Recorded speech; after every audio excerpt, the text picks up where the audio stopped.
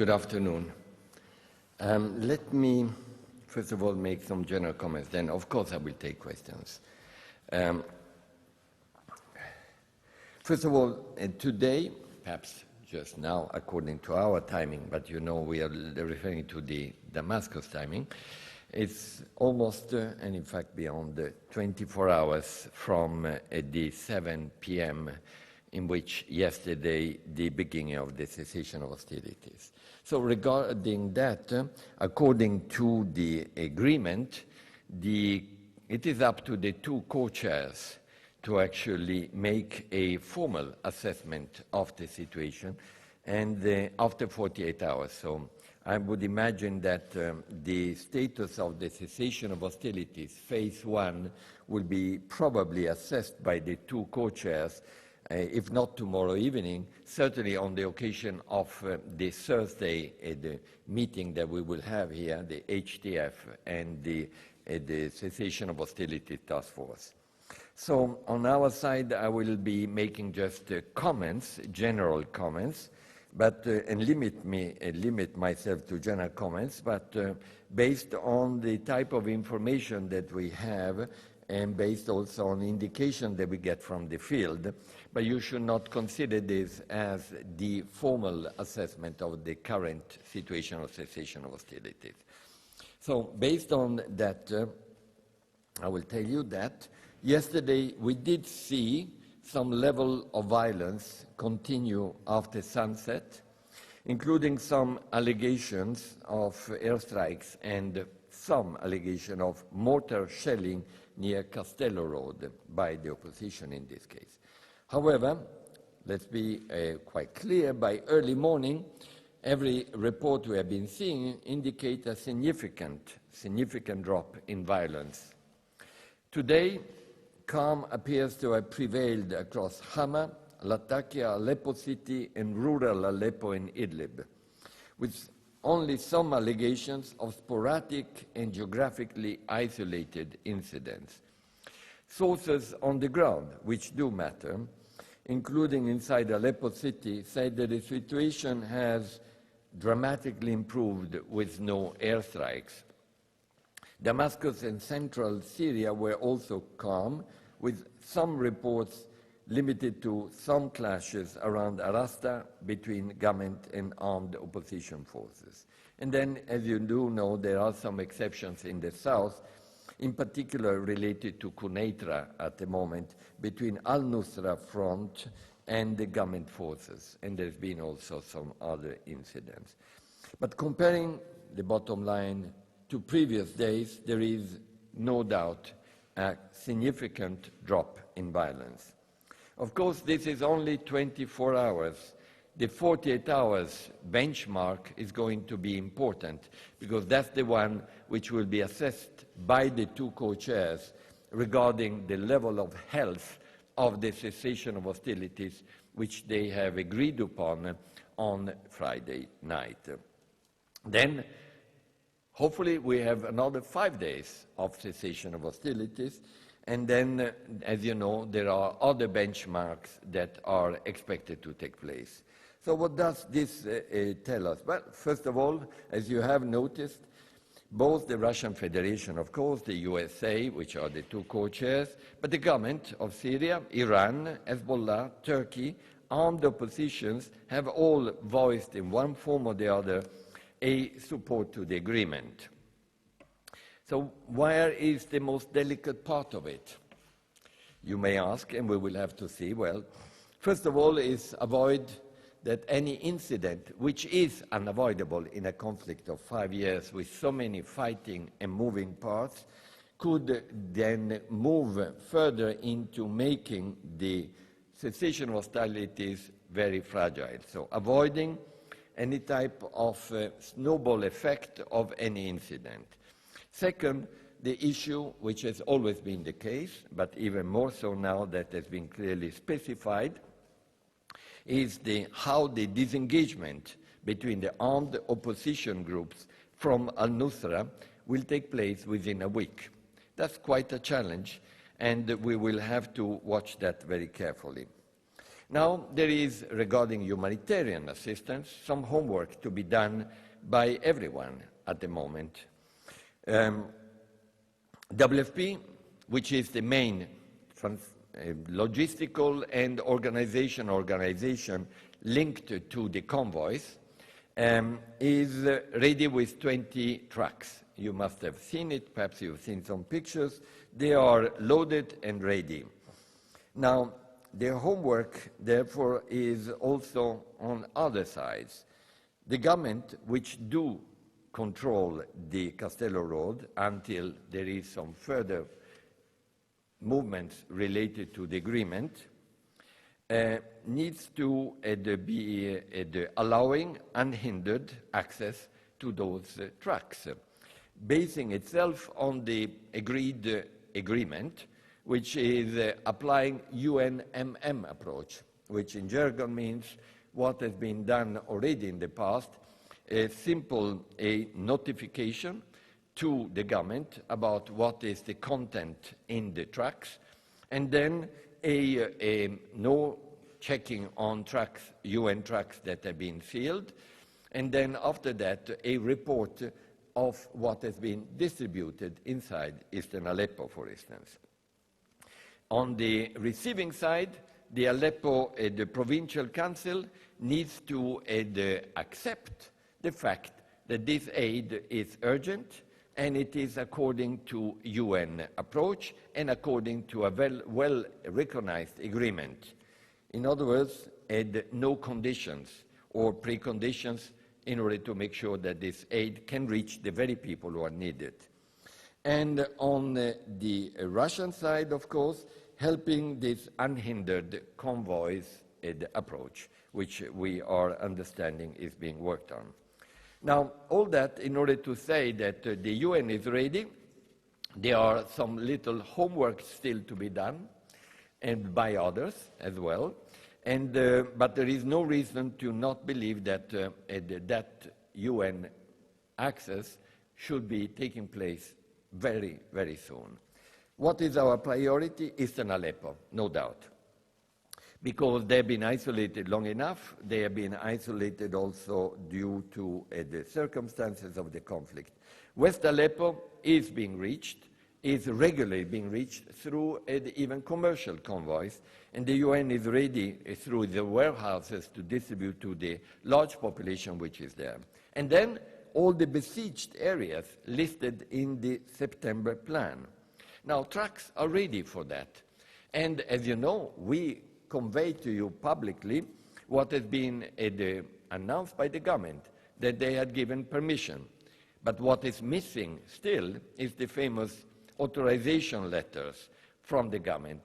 We are asking them to issue them very quickly so that we can always, all of us, take advantage of this reduction of violence in order to be able to make sure that not only Eastern Aleppo, Western Aleppo, but everywhere else, convoys can start moving. We have not yet received those authorization letters, but we are eagerly hoping and expecting the government to issue them very soon. Regarding monitoring, which is an issue that you may want to raise, well, at the moment the mechanism is the one which has been already quite well established in this building between Russian and Americans' presence into one operation center. And I'm sure that additional components for that monitoring of this cessation of hostilities are being established through other technological means. But I think that is an issue for them to answer to. Timing. Well, if 48 hours work out, and we are able to have also humanitarian access as we have agreed, in other words, unhindered and without conditionalities, neither by the government nor, frankly, by the opposition, then people will be seeing a reduction of violence and increase of humanitarian aid. In other words, no bombs and more trucks, followed by what could be the creation of this joint center between Russians and Americans, and then a possible ISSG meeting, which could take place in New York during the General Assembly, followed by the 21st September Security Council meeting, especially on Syria, which then could be followed by the indication of the nature and the invitations for the political process. Because we all know, and we are the first ones to know, that all this is important and needs to be established, but once it takes place, to be sustained, needs also the political process to be on the horizon. That's basically where we are at the moment. Take some questions, please. Questions? Wait. Hi, sir. Laurent Siro, Swiss News Agency. We read that the trucks that you mentioned were already moving and crossing the No, I the didn't. border.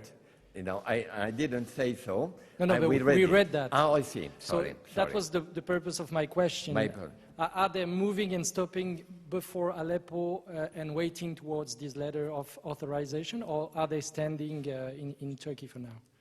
First of all, I have no information about any UN trucks at this stage moving across.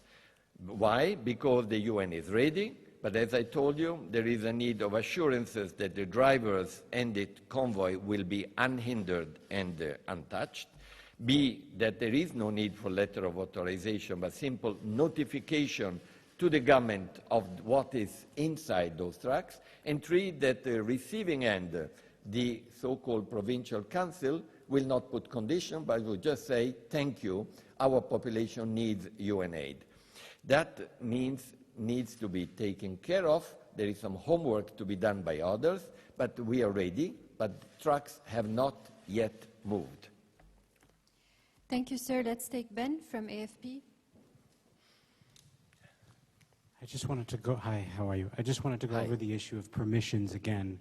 This morning, OCHA told us that as of September 6, government granted permission for eastern Aleppo, the 4 towns, and one other place, the name of which is currently escaping me.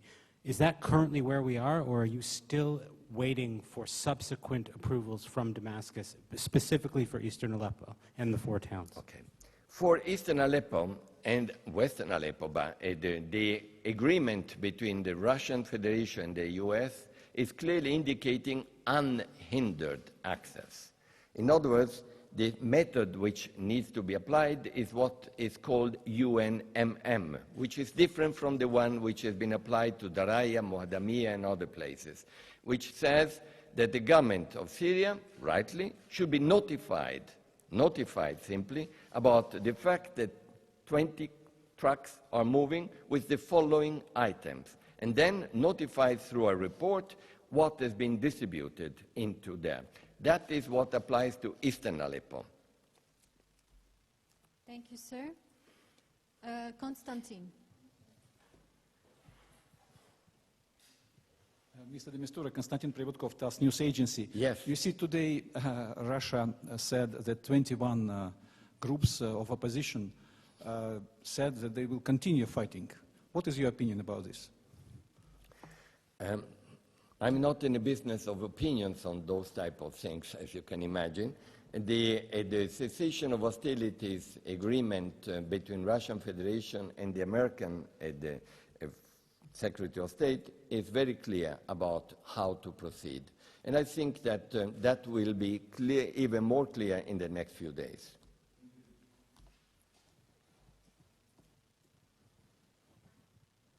Bonsoir, c'est Almaïdine TV. Aujourd'hui, on a entendu que peut-être la Turquie veut envoyer de l'aide humanitaire. Est-ce que les Nations Unies laissent passer des aides humanitaires hors le contrôle des Nations Unies? Le gouvernement syrien a fait opposition à ce genre de déclaration. Deuxièmement, pour la route de Castello, aujourd'hui aussi, le gouvernement syrien a annoncé qu'il ne laisserait pas passer des convois sans le contrôle du gouvernement ou bien le russe. Quelle est votre opinion ou bien votre avis? Ce que j'ai compris, et d'ailleurs c'est correct, what I understood and what is really correct is that je pense aux autres quand même aussi. Et je pense que quand même, la question est la suivante. L'ONU est engagée à amener des convois de l'ONU. WFP, World Food Programme. Ça, c'est partie de l'accord. Le reste, commercial, non-commercial, other, ça va dépendre d'autres phases. Donc, c'est seulement convoi de l'ONU. Second point, et pour ce qui concerne la permission d'aller à Eastern Aleppo, je vous ai expliqué, dans le cas d'Eastern Aleppo, l'accord entre Russie et Amérique, et la Russie nous a dit qu'elle avait bien discuté ça avec les gouvernements syriens, est très clair. S'applique le système UNMM, c'est-à-dire notification, pas demander la permission. Notification de l'aide humanitaire qui bougera par l'ONU, garantie par l'ONU avec une seal, et qui va arriver jusqu'à Eastern Aleppo. Une fois qu'elle arrive, au Western Aleppo, une fois qu'elle arrive, il y aura un rapport sur comment et quoi on a distribué. À ce point-là, pour Eastern et Western Aleppo, il y a une situation spéciale. Let's take one last question. Yes. Reuters, please. I'm sorry. Sorry, Jerry. Mr. de Mistura, we're in the privileged position of talking to somebody here who I think has actually seen this plan. None of the rest of us know what the US and the Russians have signed up to. So I just wanted to ask you a couple of things. I mean, you always say you're an optimist, but how optimistic are you that this could really be the road to peace now? And secondly, what about detainees? This word hasn't been mentioned in all this plan. Is there anything in the plan about detainees? Thank you very much. Okay. I'm not in a position of giving all the details of a plan. This is something that the two co-chairs, Russian Federation and the US, will be at the own in a way. We have been helping substantially. We have been contributing, but we don't have that ownership. So I will leave it to them to answer. Regarding detainees, I can tell you that there is no reference in this agreement on the detainees issue, which remains a very important issue, and I think needs to be addressed in a different context, but needs to be addressed. Thank you, sir. Thank you very much. Ladies and gentlemen. Goodbye. Goodbye.